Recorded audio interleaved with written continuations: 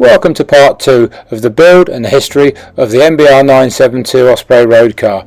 In this episode we'll be going through the chassis and our engine systems. Also I'll be interrupting the videos with some more latest clips that I've done because obviously I must stop saying the word obviously. I say that far too regularly. I'll try my best not to say obviously again. Anyway, carrying on from that, I'm going to interrupt the video with some more modern clips that I've been taking recently, so I hope you enjoy the rest of this video. We're going to move on to chassis design and what we've done with our chassis to make it compliant for the road. Before I get into the what we've done to this car, I'm going to explain a little bit about race car chassis. Now, there are 3 types of race car chassis that you can get. One's called a space frame, which this car is. The other one is a honeycomb car, which is right, in these pictures you can see what we went through to make the planks for the car. The planks have lots of little inserts in them. We have to do all this before it's actually bonded at technical resin bonders. There's basically 4 sides and a front and back plus a 4. Once all these components are bonded together, they're all then glued and riveted together to make a big strong chassis.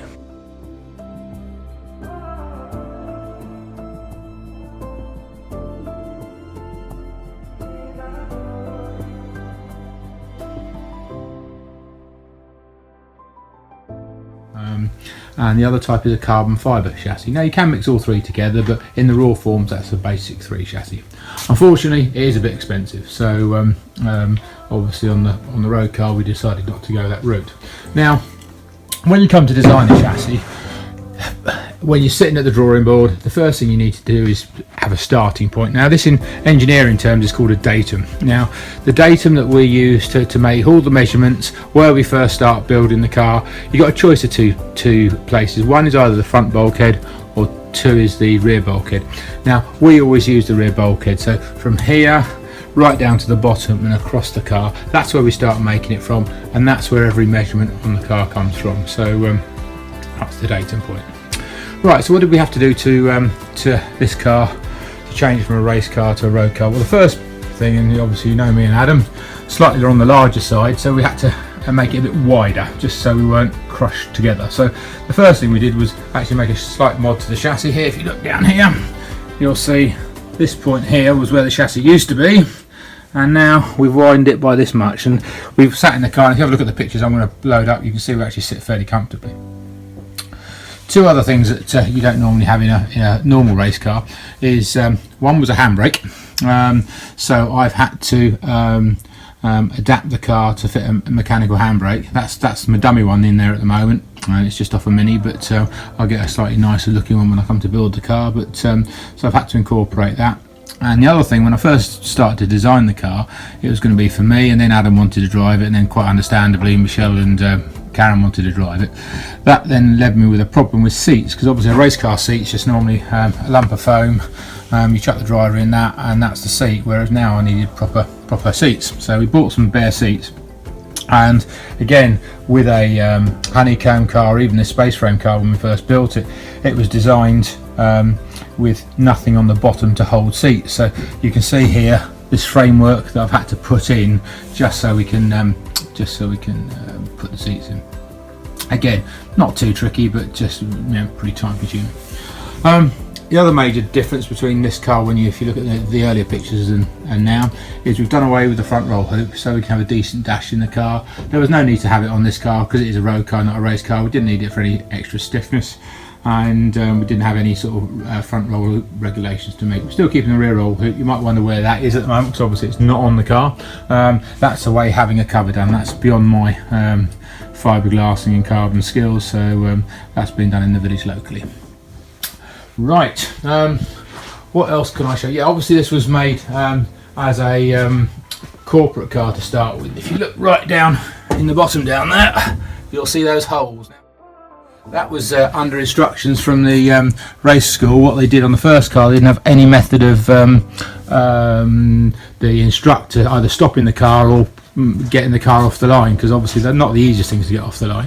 So they wanted in this car a clutch pedal and a brake pedal, so we had them mounted on the left hand side.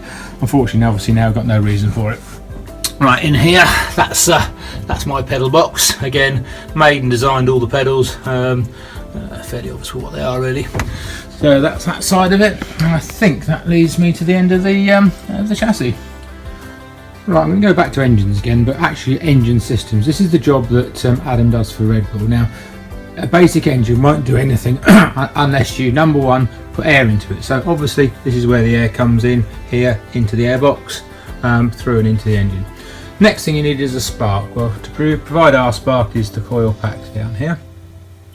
After you've got your spark and you've got your air, you need fuel. Obviously fuel tanks mounted there. Now, apart from that, you need to cool the engine, obviously with radiators through a water system, and you need to lubricate the engine through an oil system, which is your tank. Right, so I'm starting with the fuel system. Quite like doing fuel systems. Now, we start off with a fuel tank. Now, in a race car, normally a fuel tank is quite low and quite wedge shaped. It normally follows the contour of the driver's back. Unfortunately, this is where compromise comes in the road car design, because obviously I wanted the seat to go back as far as possible, because obviously Adam and myself being sort of quite tall, we needed the seat to move back as far as possible. So that led me to actually designing a completely new tank, long thin tank. Not ideal for race car purposes, because obviously the weight starts going up high, but for a road car that was the compromise we had to make. Now normally, and if I had unlimited budget, I wouldn't use an aluminium fuel tank like this. I would use what they call a proper bag tank, but unfortunately one of those for this car with all the bits and pieces in it costs a lot of money, probably somewhere in £2,000 to £2,500, whereas I've made this one for probably the best part of 150 quid out of aluminium. Until I started this tank, I could never weld aluminium, so I spent one weekend, 12 hours a day, learning to weld aluminium and making this fuel tank. So quite pleased with it. Had to have a few goes at making sure it didn't leak. Had a couple of little weeps out of it, but yeah, it's been pressure tested now, all fine, and it holds 72 litres. Right, the top obviously, this far side's obviously the filler, and this one here is a fuel level indicator, so I know how much fuel's in the tank. Right, so where does the fuel go after it comes out of the tank? Right down the bottom we have the first of our pumps, which you can just about see there. Now fuel pumps are designed to either blow or suck. You very seldom find a fuel pump that can blow and suck. You just try blowing and sucking at the same time, almost impossible. So the pump I've got down the bottom is what they call a lift pump. I'm going to run you quickly around the fuel system now and then go into details on how it works. So it comes out of the lift pump up into here. This is the header tank. From the header tank, that feeds the other, see that line going down there? That feeds the high pressure pump, which is mounted here. That then fires the fuel via a line up into here. That then goes round all the way around the engine, through where the injectors are, right round this side and out the other side, so it visits all 8 injectors. Then it comes back down to here, which is your pressure regulator, back to your collector pot, and then back to the fuel tank. So that's the route. I'll explain a bit more in depth now what each does. So obviously down the bottom here we've got the lift pump. So that doesn't run at very high pressure. It runs at about 5 to 7 psi, and we'll pick the fuel up and it puts it into this collector pot. Now, why do you think we have to have a collector pot? Well, what it is for 2 reasons. Number one, if you put your foot on the fuel, you never want a lack of fuel, so this is always kept fully topped up all the time. Even when the tank's running really low, the fuel coming back from the engine tops this up, which I'll get to in a minute. So basically this has always got a head of fuel in it, which gravity feeds the main high lift pump, because that hasn't got much suck on it, but it has got plenty of blow. So we've got a little filter here before it goes into the high pressure pump. So boom, comes out of the high pressure pump, and it comes out all the way through the system, then back to here, which is the fuel pressure regulator. Now this I can adjust, see that little screw on there. I can wind that in or out to create the pressure that I require, and I've so far set this at 60 psi. So that basically restricts the fuel coming back through the system, so we maintain 60 psi. The fuel that isn't used then goes through and comes back into this collector pot. This is why this collector pot's so important. Basically, instead of going straight back to the tank, it keeps this full, so you're not going to use all the fuel when you put your foot down all the time. So again, quite good. We've got a little bleed off, so when this is full, the fuel there goes back to the top of the tank, and that other one at the top of the tank now, that's the vent for the tank. Okay, so that's basically the fuel system. Right, next we're on to the oil system, the blood of the engine, if you have it. Right, so what happens here? Right, to start with, obviously, as I mentioned earlier, we've got the sump in the bottom. Now, this is a dry sump. Now, a lot of road cars do use wet sump engines. They don't have to have oil pumps, etc., and use a splash system to feed the engine with the crank area, have an internal pump to swill the oil around the engine. The problem I'd have had if I'd have used a wet sump, what would have happened is it's obviously a lot deeper on the sump, so it would raise the engine up probably somewhere in sort of this sort of height, and that would then in turn raise the back of the car up, raise the distance between the wheels up higher, have drive shafts at silly angles. So it really wasn't a practical solution to have this as a wet sump. Plus, obviously, the lower the engine is in the car, the better the handling is as well. Right, hi, I'm breaking into the video just to show you a sump, sorry, a wet sump, should I say. The wet sump here, this is off one of our Ford V6 Scorpio Cosworth engines. It's obviously not being used anymore. It's quite a nice sump actually. It's an aluminium sump. You don't tend to get them too much on production cars. They're normally made of steel, tin.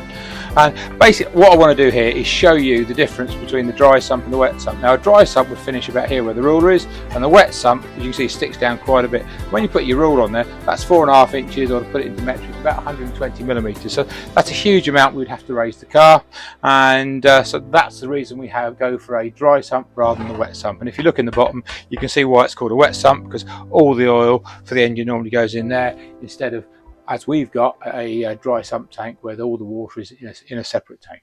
Okay. Obviously, the only real route for me to go was dry sump.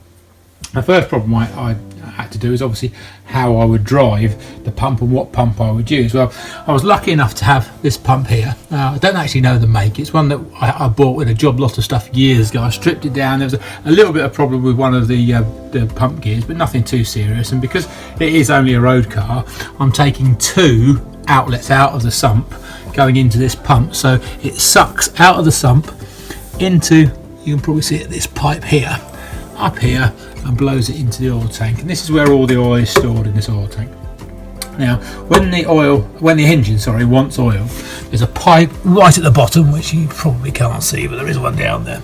That comes out again, goes into the pump under here, under this one, and that then blows oil across. I'll move across the car. So it's pressured at this point, blows it across through here. This is your high pressure oil filter through here, and then back through that pipe there. I can't really see it, but it goes into the engine under the front, believe me. So what we've got here is a filter. That there is for the oil pressure sensor, so we know how much what the pressure of the oil is. And then the oil tank, the excess oil is going to go from one of these pipes, which is this one here, which is blanked off. Sorry, that one. Oh, got it right. That one there. That's going to go to a little catch tank we're going to have somewhere hidden on the car. You'll notice here there's a couple of other pipes that aren't connected to anything yet. This is for the breather for the engine. Obviously, as the air expands, on the engine, it's got to go somewhere, and the expanding air that comes out, it's normally got a bit of a mist of oil with it, so that's going to come into that point. And I've got another one there off the other rocker cover, you can see just over here, and that's going to be going into that. So the engine breathes into the oil tank, and then the oil tank breathes into its own little catch tank apart from that. One other little thing that I've done, a little trick, is here. You can see this is part of the V of the engine, and under here is where all the rockers and push rods are. Now obviously it's a pretty oily place under there, and you get some pressure, so to alleviate the pressure in this part of the engine, I put a little breather, and again that breather runs back to here, so the excess oil is fed back into the oil tank. How much oil does it take at the moment? I don't know. What we tend to do is we'll start the car up. I'll put about, probably before I start the car up, I'll probably put about 5 to 6 litres in it. We'll turn the engine over before we start it to get all around the system, and once the engine's running, we'll see what the level's like, and I'll probably make sure it's running about half the height of the oil tank. And that's basic. Oh no, I missed one thing. How does it drive? Sorry, I missed that bit altogether. If you see at the front, right down here, you'll see. Get my hand in there in a second. You'll see just here. Whoops. Bad filming.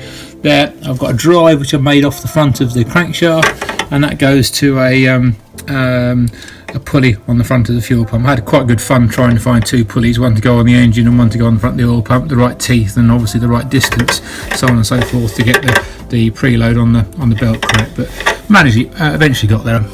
Okay, so that is the oil system. Thanks for watching. Please tick the like and subscribe button, and please watch out for the next video.